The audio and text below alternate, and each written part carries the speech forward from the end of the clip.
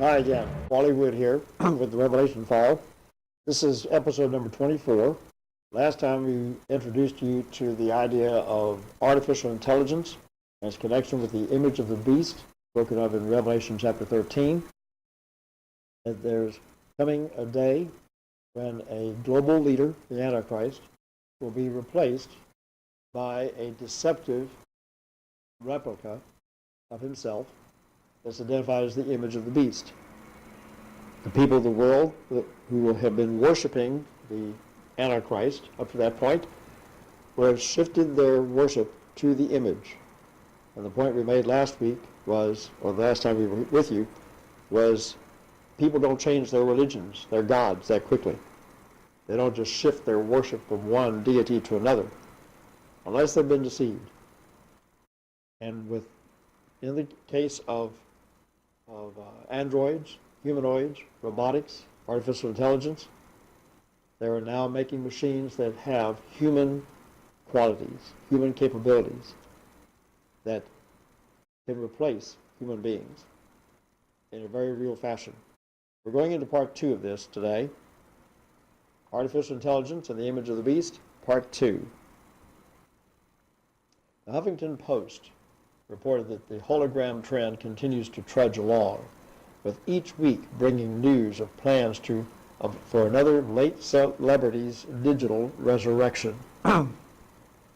There's probably now over pretty close to 24 late celebrities that have been raised from the dead and are being given a new, fresh life on stages around the world. They're calling it the Resurrection Machine.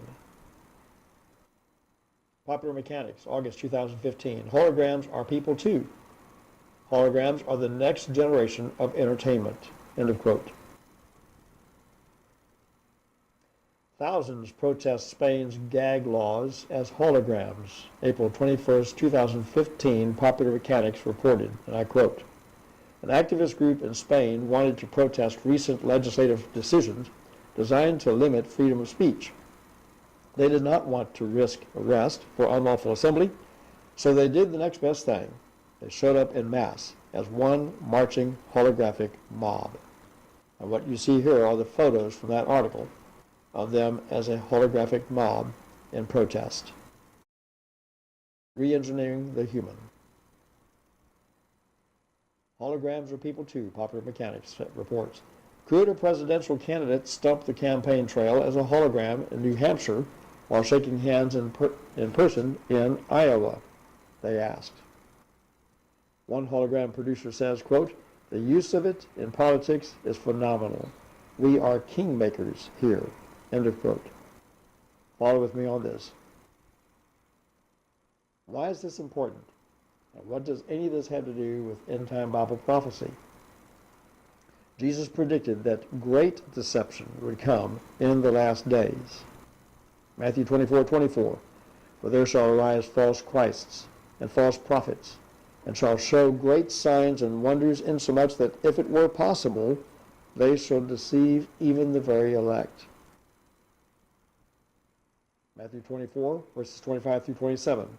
See, I've told you in advance, so if they tell you, there he is in the wilderness, do not go out. Or here he is in the inner rooms, do not believe it. For just as the lightning comes from the east and flashes as far as the west, so will the coming of the Son of Man be. Now it's interesting because a generation ago, we would never have thought in terms of what this would have meant in the way of technology. But in the face of today's advanced technology, this sounds more like hologram science than anything else. Could holograms be a part of that equation? Here you see Tupac Shakur and Michael Jackson having been raised from the dead digitally, performing live on stage. There he is in the wilderness, do not go out. Or here he is in the inner rooms, do not believe it, Jesus said. We've created a device which enables us to interact with a floating touchscreen. New generation voting machines are proving themselves to be holographic in reality. Indian Prime Minister Narendra Modi has been around the world since being elected as Prime Minister, and he's very popular wherever he goes. But what a lot of people don't realize, don't know, that he became India's first elected hologram. They're calling it the Modi effect, how India elected a hologram. Quoting, by polling day, nearly 1 in 6 of all Indian Facebook users liked Modi's page. Modi's career as a hologram began in 2012.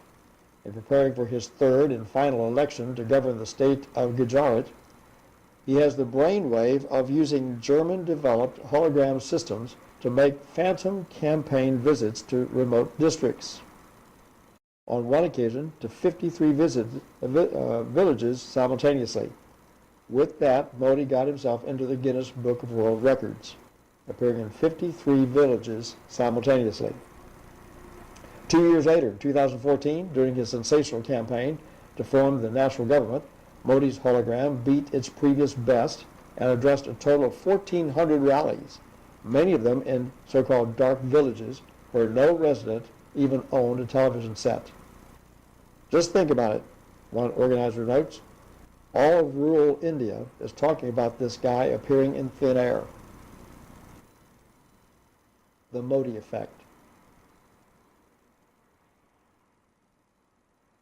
The 360-degree campaign aimed to project Modi and Modi alone in every constituency, make him visible wherever one turned, to which end the management of media was critical. Meanwhile, Modi himself is saying very little about the techniques behind his landslide victory. As much as we hear from Modi himself, we're not always sure if we're being shown the hologram or the man behind it, one person says. Phenomenal. The Modi effect is taking effect, if you will, on politicians around the world. The Turkish Prime Minister in 2016 presented himself on the hologram trail. So too did the French presidential candidate in 2014, appearing before the public and on television as holograms. The image of the beast. Jesus predicted that great deception would come in the last days. And here again, we quote him from Matthew 24, verses 25 through 27. The photo you're looking at now is Steve Jobs, late Steve Jobs, holding up a late generation iPhone that had holographic capabilities. And they were even working on having him show up holographically on that phone to address you personally and whatever your need would be at that time, especially as it had to do with technical support and things of this nature for your iPhone. Hologram's next evolution is happening now. IFL Science reports, and I quote, a scientist flicks on a switch. Like magic, a small, delicate image of a fairy appears, suspended in the air. The scientist then reaches out to touch the floating figure. It feels rough, like sandpaper. This is the new reality for researchers at Digital Nature Group, a production of pixie dust technologies in Japan. End of quote. A hologram that they can feel. Quoting further, the team has been using a host of lasers, lenses, and mirrors to create holograms suspended in the air that humans can touch. This technology means that holograms can now move away from two-dimensional surfaces and enter the limitless three-dimensional world. And we're talking about the ability of holograms to be walking among us. These holograms are created by special lasers that fire at speed lengths measured in femtoseconds, 1/quadrillionth of a second. The energy created at such speeds ionizes the air molecules around the hologram image, electrifying the air at the point of touching the hologram, causing the flesh to feel the hologram. Quoting, This concentrated mixture of positive and negative particles is called plasma. When human skin comes into contact with this plasma, it senses the hologram from the vibrations of the energized air molecules around it. End of quote. Plasma. On May 27, 2008, Telstra Chief Technology Officer Dr. Hugh Bradlow hosted the Adelaide conference as a hologram.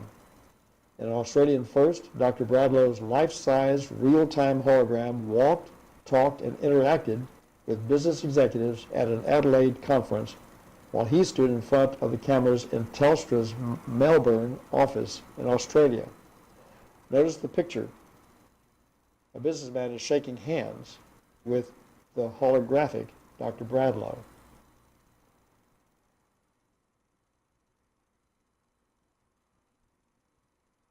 The Message Bible says, if anyone tries to flag you down, calling out, here's the Messiah, or point, there he is, don't fall for it.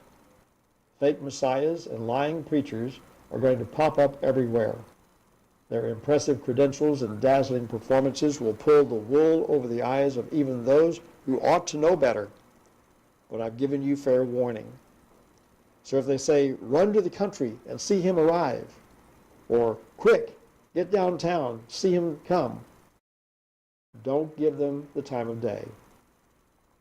The arrival of the Son of Man isn't something you go to see. He comes like swift lightning to you. Whenever you see crowds gathering, you can be quite sure that it's not the living Son of Man pulling in those crowds. Now, what you see here are images of a holographic Jesus. And there are plenty of holograms out there, including the bottom right, the Shroud of Turin. This is a holographic image. So it's already being put into practice to produce a fake, superficial, unreal, holographic version of the Messiah. Such are the times we're living in. High-tech deception will be convincing. Luke 24, verses 39 through 40. Look at my hands and my feet. It is I myself. Touch me and see me. For a spirit does not have flesh and bones, as you see that I have. And when he had said this, he showed them his hands and feet. Now, again, deception. To create holographic science in such a way that you can feel it. The devil is the master deceiver, and he wants to strip souls from the kingdom. He wants to condemn as many men as possible. And he's creating a deceptive world that you will even be able to touch the hologram of Jesus and believe it to be him. Wow.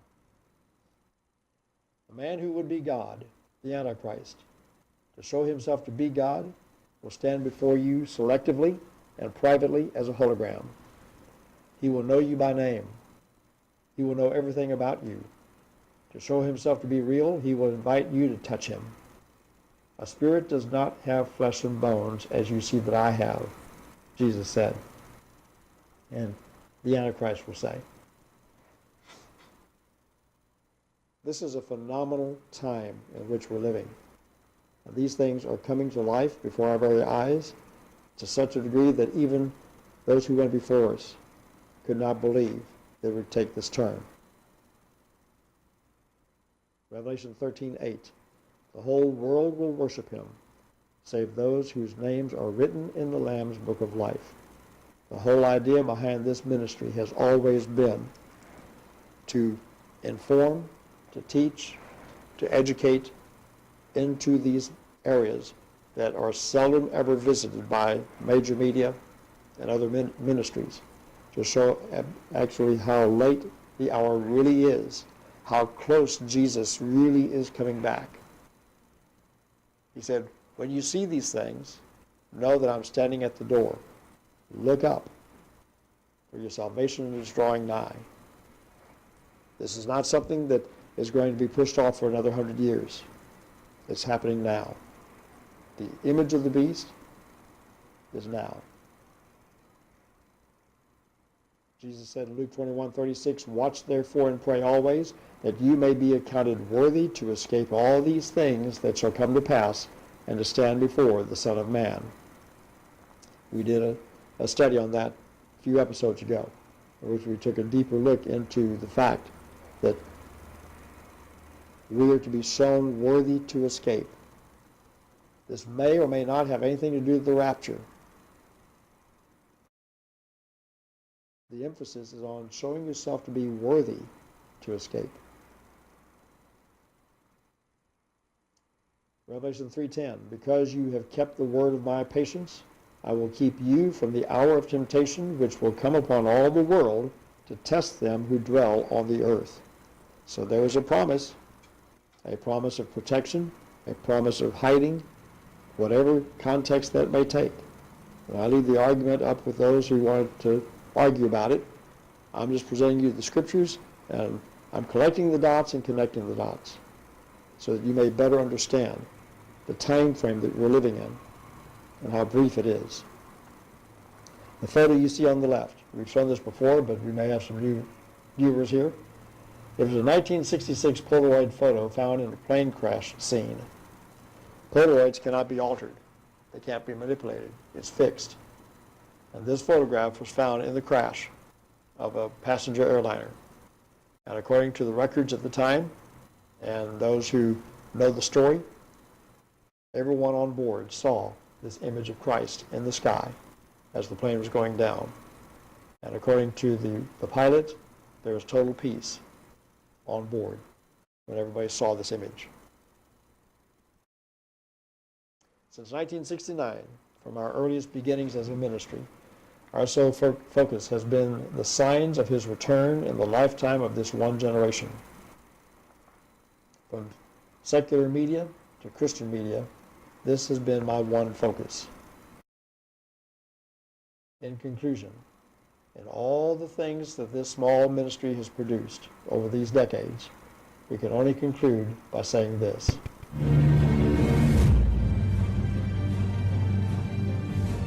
the Antichrist is alive.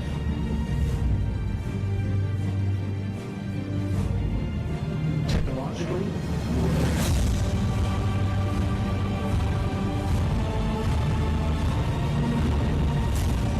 whether he be God or devil, he saw us.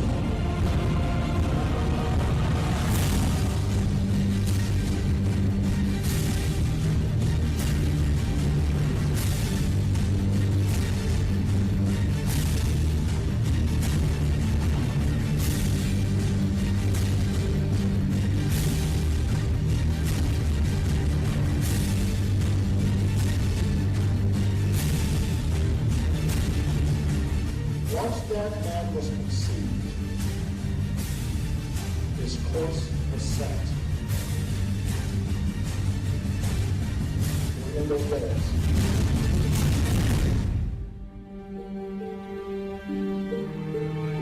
Do any of you feel like that you are now on the threshold of the fulfillment of the rest of what's been prophesied in Scripture?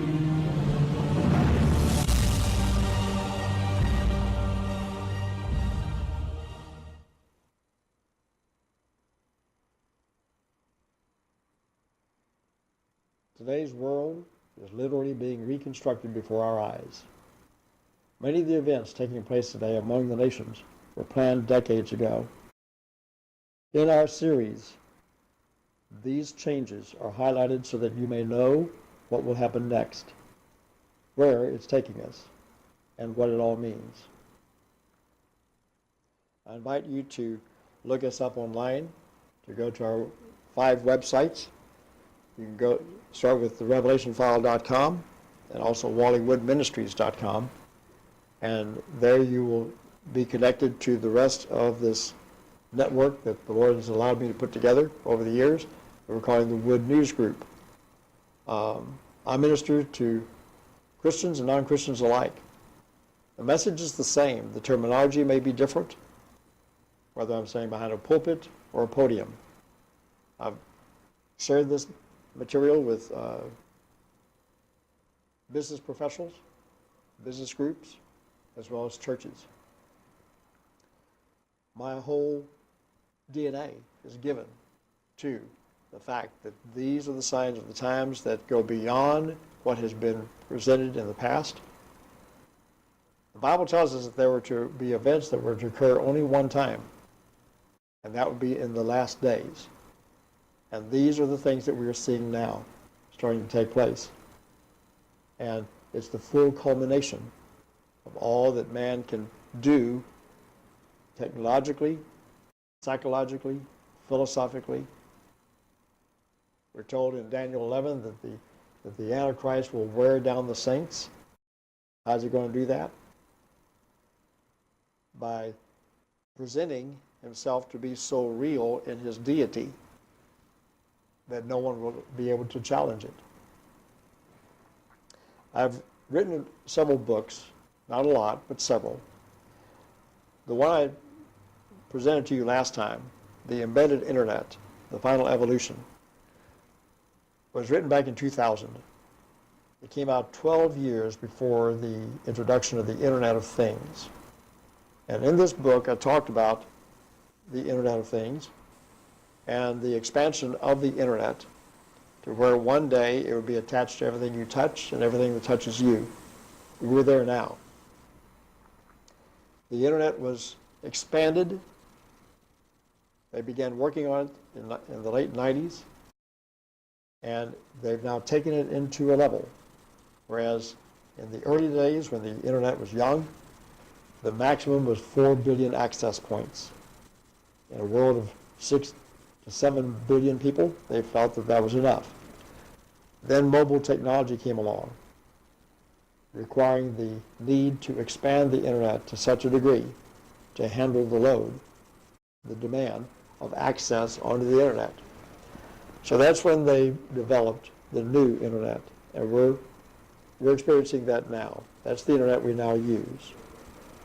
And now, instead of 4 billion access points, we have 340 trillion access points. Enough access points for every atom on Earth. These are URL addresses.